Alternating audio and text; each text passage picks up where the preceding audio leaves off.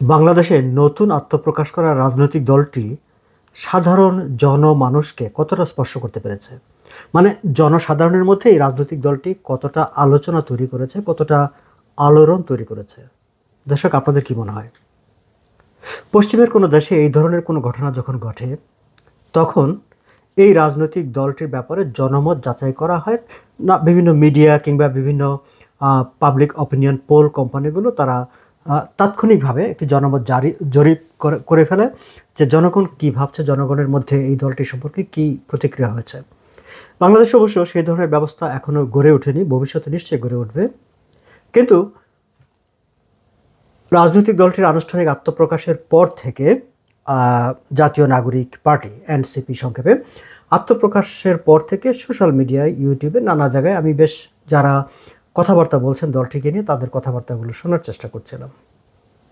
এবং ইন্টারেস্টিংলি এই নতুন রাজনৈতিক দলটির ভবিষ্যৎ নিয়ে খুব উচ্ছ্বসিত হয়েছেন এমন কোনো বক্তব্য, এমন কোনো কথাবার্তা খুব বেশি যে শোনা গেছে তা না। বরং এই রাজনৈতিক দলটির ভবিষ্যৎ নিয়ে আলোচনা করতে গিয়ে কিংবা রাজনৈতিক দলটিকে নিয়ে আলোচনা করতে গিয়ে অনেকটা দুর্বল হয়ে পড়া, হারিয়ে যাওয়া দুটি রাজনৈতিক দল উপমা হিসাবে এসেছে। কেউ কেউ বলছেন যে নতুন এই যে ছাত্রদের যে রাজনৈতিক দলটি হলো জাতীয় নাগরিক পার্টি এনসিপি, এটি কি আরও একটি জাসদ হবে? কেউ কেউ বলছেন এটি কি ফ্রিডম পার্টি হবে। ফ্রিডম পার্টির সঙ্গে ফ্রিডম পার্টির যে আদর্শ বা যেই মানে কজ থেকে ফ্রিডম পার্টির জন্ম হয়েছিল, তার সঙ্গে এই নতুন ছাত্রদের যে নতুন রাজনৈতিক দলটি, তাদের রাজনৈতিক ভাবাদর্শের একটা মিল আছে। ৭৫-এর ঘটনা, ৭৫-এ বাংলাদেশের স্বাধীনতার স্থপতি বঙ্গবন্ধু শেখ মুজিবুর রহমান এবং তার পরিবারকে হত্যা করে, সেই হত্যার দায়ভাগ মাথায় নিয়ে সেটিকে বিপ্লব হিসাবে ঘোষণা করে গঠিত হয়েছিল ফ্রিডম পার্টি। আমরা জানি যে রাষ্ট্রীয় পৃষ্ঠপোষকতায় ফ্রিডম পার্টির অনেকেই সংসদ পর্যন্ত গিয়েছিলেন। আমরা সেই সময়কার ফ্রিডম পার্টির যে প্রতীক কুড়ালের দৌরাত্ম্য আমরা দেখেছি। ফ্রিডম পার্টি কিন্তু এখন আর নেই। জাসদ গড়ে উঠেছিল ১৯৭২ সালে স্বাধীনতা উত্তর পরবর্তীকালে শিক্ষিত মেধাবী তরুণদের সমন্বয়ে। সে জাসদ পরবর্তীতে সহিংস রাজনীতিতে জড়িয়ে পড়েছিল এবং আজকের বাস্তবতায় খণ্ড বিখণ্ড হয়ে সে জাসদ এখন নামে আছে, কাজে নেই। জাতীয় নাগরিক পার্টি, তাদের ভবিষ্যৎ কি হবে? ফ্রিডম পার্টি হবে তারা, নাকি জাসদ হবে? অনেকে এই কথাটি বলার চেষ্টা করেছেন যে জাতীয় দিয়ে যে রাজনৈতিক দলগুলি গঠিত হয়েছে কোনোটাই আসলে সেই অর্থে স্ট্যান্ড করেনি। সেটি জাসদ, জাতীয় সমাজতান্ত্রিক দল জাসদ হোক, কিংবা মানে যে জাতীয় পার্টি হোক। ইন্টারেস্টিংলি জাতীয় পার্টি একটি কিংস পার্টি, আবার এই যে নতুন যেটি হচ্ছে জাতীয় নাগরিক পার্টি, এটি হচ্ছে কিংস পার্টি। এবং এই পার্টিটির আলোচনায়, এগুলো পুরনো কথা তবু একবার মনে করে দিই দর্শক, এই পার্টিটির আলোচনায় বরাবরই সবার কাছে এসেছে এটি ইউনূসের দল। কারণ ডক্টর ইউনূস নিজেই পত্রিকায় সাক্ষাৎকার দিয়ে বলেছেন যে তিনি তাদেরকে উৎসাহিত করেছেন, তিনি তাদেরকে অনেকটা ফোর্স করেছেন to form a political party, because স্টুডেন্টরা যেটি এনেছে সেটি তাদেরই দায়িত্ব, সেটি তাদের রক্ষা করতে হবে। না হয় এই যে অন্য রাজনৈতিক দলগুলো আছে, আওয়ামী লীগ তো নাই দেশে, বাদ দিলাম, বিএনপি আছে বা অন্যান্য যেসব রাজনৈতিক দলগুলো আছে, তারা এগুলোকে একদম খেয়ে ফেলবে, ছিঁড়ে টুকরো টুকরো করে ফেলবে, দেশটাকে নষ্ট করে ফেলবে। That is the perception of doctor Mohammad Yunus. আপনারা যদি তার ফাইন্যান্সিয়াল টাইমসের ইন্টারভিউটার কথা মনে থাকে যদি আপনাদের, এবং সেই জায়গায় তিনি মনে করেছেন যে এই দেশটাকে বাঁচানোর জন্যে এই ছাত্রদেরই একটি রাজনৈতিক দল করতে হবে। এই ছাত্ররা কারা? যারা তাকে প্রধান উপদেষ্টা হিসাবে নিয়োগ করেছে। অর্থাৎ ডক্টর ইউনূস চেয়েছেন যে তার নিয়োগকর্তারা একটি রাজনৈতিক দল করুক এবং সেই দলটি এসে ক্ষমতা দখল করুক এবং তারা তাকে আবার তার পদে বহাল রাখেন। মূলত সেই আকাঙ্ক্ষা থেকে এই রাজনৈতিক দলটি গঠিত হয়েছে।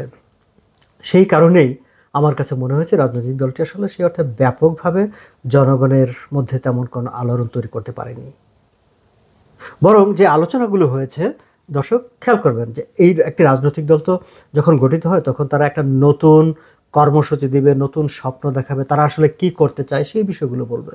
হ্যাঁ, তারা অনেকগুলো কথা বলেছে। তারা যে কথাগুলো বলেছে এই কথাগুলো আসলে আগস্টের পর থেকে তারা এই কথাগুলো বারবার বলে আসছে। তাদের যে তিনটি মানে প্রায়োরিটি, তাদের যে নীতিমালা নাহিদ ইসলাম পাঠ করেছেন সেই সমাবেশে, সেখানে আমরা দেখেছি তারা সেকেন্ড রিপাবলিকের কথা বলেছেন, নতুন সংবিধানের কথা বলেছেন, এবং তার আগে একটি গণপরিষদ নির্বাচনের কথা বলেছেন। যে তিনটি নিয়েই তুমুল তুমুল বিতর্ক আছে।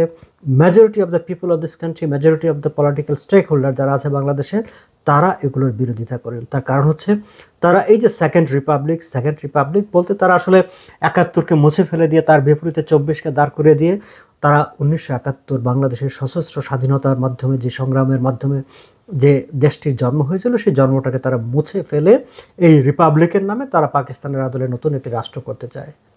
তারা বারবার বিভিন্ন সময় বলেছে যে এটা মুজিববাদী ফ্যাসিবাদী সংবিধান, এই সংবিধানকে ছুঁড়ে ফেলতে হবে। তারপরে অবশ্য একটা সময় সেটা নিয়ে আলাপ আলোচনা, তাদের রেটরিকটা বন্ধ হয়েছে, কিন্তু রেটরিকটা বন্ধ হলেও তারা যে সেই জায়গা থেকে সরে যায়নি, সেটি এখন প্রমাণ পাওয়া গেল। এই রাজনৈতিক দলের তাদের যে ঘোষণা, সেই ঘোষণায় তারা সেই তাদের তথাকথিত সেকেন্ড রিপাবলিক এবং সেই যে নতুন সংবিধান, যেখানে তারা বলছিলেন ৭২-এর সংবিধান ছুঁড়ে ফেলে দিতে হবে, এবং সেটি করার জন্য তারা একটি গণপরিষদ চাচ্ছেন। অর্থাৎ তারা কিন্তু এখনও তাদের মাথায় ওই যে বিপ্লবের যে একটা পোকা ঢুকেছিল, যেটি most of the intellectual of the country যারা বলেছে যে এটি কোনো বিপ্লব ছিল না, আগস্ট জুলাইতে যেটি হয়েছে সেটি বিপ্লব না, সরকারের পতন ঘটেছে, সেটি একটি আন্দোলন হয়েছে, গণ আন্দোলন হয়েছে। এখন তো সে গণ আন্দোলন নিয়েও নানা রকম কথাবার্তা বেরোচ্ছে, বিভিন্ন সময় মার্কিন ফান্ডের কথা আসছে বা আরও নানা রকম কথাবার্তা আসছে। যাই হোক, সেগুলো অন্য প্রসঙ্গ। কিন্তু এই রাজনৈতিক দলটি জাতীয় নাগরিক পার্টি, তারা তাদের ঘোষণাপত্রে একদম শুরুর দিনে তারা জানিয়ে দিয়েছে তাদের কাছে আসলে মূল জায়গাটি তাদের সেকেন্ড রিপাবলিক, তাদের মূল জায়গাটি হচ্ছে এই সংবিধান বদলে দিয়ে নতুন সংবিধান করা, যেটি তারা আগেও আমাদেরকে বিভিন্ন সময় বলেছে, যেটি আসলে আমাদের যে ৭১-এর যেই অবস্থান, মুক্তিযুদ্ধের যে অবস্থান, সেটিকে মুছে ফেলে দিয়ে নতুনভাবে তারা করে দেওয়া। সো এই জায়গাটা নিয়ে তারা সামনে এগোতে চাচ্ছে, এবং এই দলটি, এবং মজার ব্যাপার হচ্ছে তাদের স্লোগান হচ্ছে ইনকলাব জিন্দাবাদ। দর্শক, আমরা জানি যে ইনকলাব জিন্দাবাদ, ওই যে প্যারিসে বসে আমাদের পিনাকি ভট্টাচার্য তিনি কথায় কথায় এই স্লোগানটি দেন, ইনকলাব জিন্দাবাদ। এই স্লোগান দিয়ে কিন্তু বাংলাদেশের স্বাধীনতার সূতিকাগার, বঙ্গবন্ধুর ৩২ নম্বরের যে বাসভবনটি, যেখান থেকে মুক্তিযুদ্ধের ঘোষণাপত্র দেওয়া হয়েছিল, যেখান থেকে মুক্তিযুদ্ধের গুরুত্বপূর্ণ সিদ্ধান্ত হয়েছিল, সেই বাড়িটি ভেঙে দেওয়া হয়েছিল বুলডোজার দিয়ে। তার স্লোগান হচ্ছে এই ইনকলাব জিন্দাবাদ। ইনকলাব জিন্দাবাদ আসলে আগস্ট পরবর্তী সময়ে বাংলাদেশে একটি মব অ্যাট্রোসিটি, সহিংসতা, অরাজকতা এর একটি প্রতিবিম্ব হয়ে দাঁড়িয়েছে মানুষের কাছে, সাধারণ মানুষের কাছে, এবং এই দলটি সেই স্লোগানটিকে তাদের স্লোগান হিসাবে, রাজনৈতিক স্লোগান হিসাবে নিয়েছে। ফলে বিষয়টি পরিষ্কার যে যে রাজনৈতিক দলটি হতে যাচ্ছে বা হয়েছে, সেই রাজনৈতিক দলটি আসলে কি করতে চায়, কোন দিকে যেতে চায়, সেটা আমাদের কাছে কিন্তু পরিষ্কার।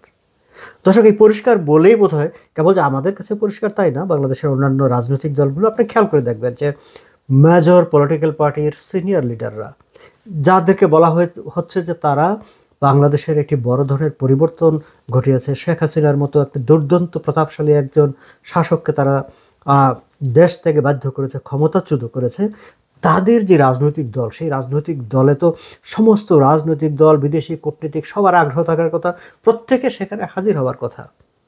আমরা দেখলাম যে রাজনৈতিক দলগুলোর প্রথম সারির নেতারা, এমনকি বিএনপি বলি বা অন্যান্য রাজনৈতিক দলগুলি, তারা কেউ সেখানে উপস্থিত ছিল না। মানে আমি শীর্ষ নেতৃত্বের কথা বলছি। হ্যাঁ, রিজভী সাহেব ছিলেন, এনি ছিল, অন্যান্য আরও নেতারা ছিলেন। বিদেশিদের কি তাদের ব্যাপারে কোনো আগ্রহ আছে? আমরা কূটনীতিকদের, পাকিস্তানের হাই কমিশনের, পাকিস্তান তো তাদের খুবই ফেভারিট জায়গা, যদিও তারা বক্তৃতায় বলেছে ভারত পাকিস্তান পন্থী রাজনীতি এই দেশে চলতে দেওয়া হবে না। লক্ষ্যটা তাদের ভারত, পাকিস্তান তো তাদের বন্ধু, পাকিস্তানের সঙ্গেই তো তাদের যত শব্দ মহরম আমরা জুলাই মাসের পর থেকে তো সেগুলো দেখে আসছি। পাকিস্তানেরও একজন কর্মকর্তা পর্যায়ের লোক সেখানে ছিলেন, হাই কমিশনার ছিলেন না, ভ্যাটিকানের হাই কমিশনার ছিলেন, আমি পত্রিকার খবর থেকে যেগুলো পেয়েছি।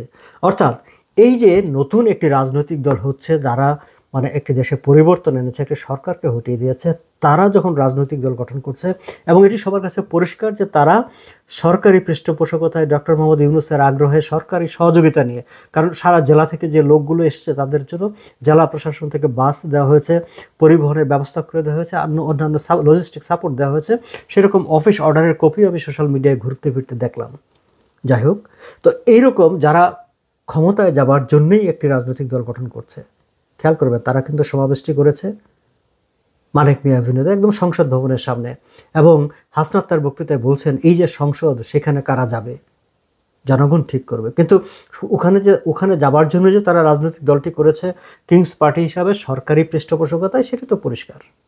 কিন্তু সেই রাজনৈতিক দলটি যারা ক্ষমতায় যেতে চায়, কিংবা ধারণাও করে অনেকে, যা তারা নিজেরাও বিশ্বাস করে যে তারা সম্ভবত ক্ষমতায় যাবেই বা ক্ষমতাটাকে তারা ধরে রাখবেই, সেই তাদের রাজনৈতিক দলের ঘোষণার সময় কিন্তু বিদেশি কূটনীতিকদের এই যে দুইজন বাদে আর বাকিরা কেউ এসছে বলে আমি পত্রপত্রিকার খবরে পাইনি। অর্থাৎ তাদের কাছেও কিন্তু এটিকে নিয়ে খুব বেশি আগ্রহ তারা তৈরি করতে পারেনি। কিন্তু তাদের মধ্যে এক ধরনের একটা ভীতি আছে।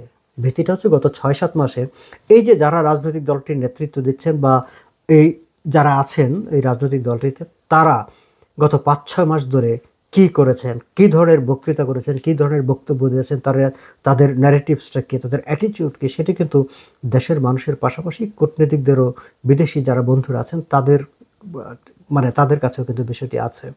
ফলে কেউ কিন্তু তাদের অবস্থাটা কিন্তু তৈরি হয়েছে এক ধরনের একটা এক্সট্রিমিস্ট হিসাবে, অ্যাগ্রেসিভ হিসাবে। কারণ তারা এই যে মব অ্যাট্রোসিটিকে সাপোর্ট করেছে, 32 নম্বর ভেঙেছে, আগুন দিয়েছে, এবং এগুলোকে নিয়ে তারা কোনো কথা বলেনি।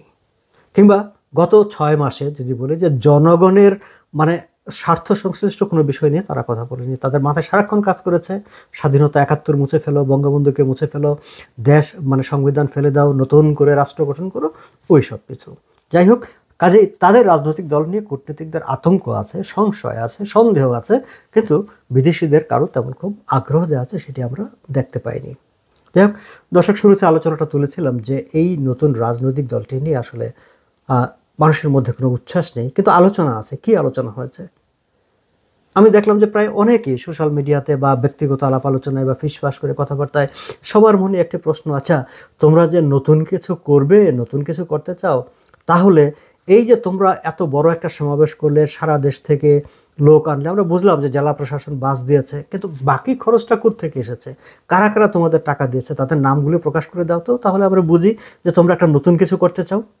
এই আলোচনাটা কিন্তু হয়েছে। আমি দেখলাম যে আমাদের সিনিয়র সাংবাদিক মাসুদ কামাল, তার একটি শোতে আরেকজন সিনিয়র সাংবাদিক আনিস আলমগীর, তারা এই বিষয়টি নিয়ে আলোচনা করছিলেন এবং দুজনেই এই বিষয়টি নিয়ে কথা বলেছেন।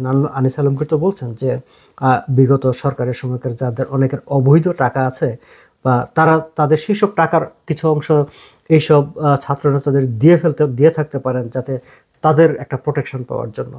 ফলে এই যে রাজনৈতিক দলটির, যারা নতুন রাজনৈতিক দল হয়েছে, তারা যে নতুন কিছু দিতে চায়, নতুন কিছু করতে চায়, তারা যে স্বচ্ছ, তারা যে অন্য রাজনীতির চাইতে আলাদা, সেটির জন্য তারা কিন্তু এটি করতে পারে।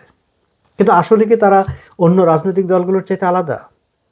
আমাকে অনেকে বলেছেন যারা এই সমাবেশে কাছ থেকে দেখেছেন বা অনেকে টিভিতে দেখেছেন, অনেকেই বলেছেন যে আমরা তো বাংলাদেশের যে গতানুগতিক রাজনৈতিক দলগুলি, রাজনৈতিক নেতাদের বাইরে নতুন কোনো কথা তো তাদের কাছ থেকে পেলাম না, না তাদের বডি ল্যাঙ্গুয়েজে, না তাদের অ্যাপিয়ারেন্সে, না তাদের কথায় বা বক্তৃতায়। চিৎকার চেঁচামেচি করে বক্তৃতা, কবর দিয়ে ফেলবো, চলবে না, মেরে ফেলবো, কেটে ফেলবো, ব্লেম গেম, অন্যদেরকে দোষ দেওয়া, ওদেরকে হটিয়ে দেব, এর বাইরে নির্মাণের কথা, পুনর্গঠনের কথা, দেশ গঠনের কথা, সামনে এগিয়ে যাবার কথা কি আছে তাদের বক্তৃতায়, কি আছে তাদের ঘোষণায়? কিছু তো নেই। তাহলে নতুন এমন কি আছে, বা নতুন এমন কি নিয়ে তারা এসেছে যে তারা সাধারণ মানুষ, দেশ তাদের পিছনে ঝাঁপিয়ে পড়বে? কোনো কারণ তো নেই। যাই হোক, শেষ করবার আগে আমি আমাদের টরন্টোর একজন লেখক বন্ধু, চিন্তক, তার একটি কথা বলতে চাই। তিনি সোশ্যাল মিডিয়ায় এই রাজনৈতিক দলটি সম্পর্কে একটি মন্তব্য করেছেন। স্নেহাশিস রায়ের মন্তব্যটি দিয়ে আমি এই আলোচনাটা এখানে শেষ করব। তিনি লিখেছেন ফেসবুকে, এই যে নতুন যে রাজনৈতিক দলটি গঠিত হয়েছে, এদের অবস্থান হচ্ছে অনেকটা ভাইরাসের মতো। দর্শক, শুরুতে আমি বলেছিলাম কেউ বলছেন তাদেরকে জাসদ, কেউ বলছেন ফ্রিডম পার্টি। স্নেহাশিস রায়, লেখক, চিন্তক, তিনি বলছেন তাদের অবস্থাটা আসলে ভাইরাসের মতো। নিজের কোনো সজীব দেহ নাই, পোষকের দেহের পুষ্টি নিয়েই এরা বেঁচে থাকে। এতদিন আওয়ামী লীগ বিএনপিকে পোষক হিসেবে ব্যবহার করেছে, এখন নিজস্ব পোষক দেহ তৈরির তারা চেষ্টা করছে। আগামী নির্বাচনে ধর্মভিত্তিক দলগুলোর সঙ্গে আঁতাত করে তারা ক্ষমতায় যেতে চান, ক্ষমতা দখল করতে চান। এটি হচ্ছে অত্যন্ত আতঙ্কের, বিপদের, দুশ্চিন্তার। কারণ তারা তো আসলে ভাইরাস। এই যে এখন তারা জাতি যে নতুন যে নাম নিয়ে তারা রাজনৈতিক জাতীয় নাগরিক পার্টি নাম নিয়ে তারা এসেছে, এখন কি এটি কি তাদের আসলে মানে সজীব, এটি কি তাদের মানে সজীব দেহ পোষক তাদের, নাকি এটিও তাদের, তারা তো তাদের আসলে শুরু থেকে পুরোটাই তারা মানে এক ধরনের আড়াল করে করে করে করে ভান করে করে অন্যের ভিতর ঢুকে থেকে থেকে তো এ পর্যায়ে এসেছে। এখনও কি তাহলে তারা ভাইরাস হয়ে অন্য কারো দেহ পোষকের মধ্যে নিজেদেরকে দাঁড় করিয়ে নিজেদের মুখটি সামনে বের করে রেখেছেন? দর্শক, তাদের বক্তৃতা, তাদের ঘোষণা, তাদের আগামী দিনের কর্মসূচি, সেগুলো কিন্তু সেই ইঙ্গিতে দেয়। আপনাদের কি মনে হয়? কমেন্টে জানাবেন। আজ এই পর্যন্তই।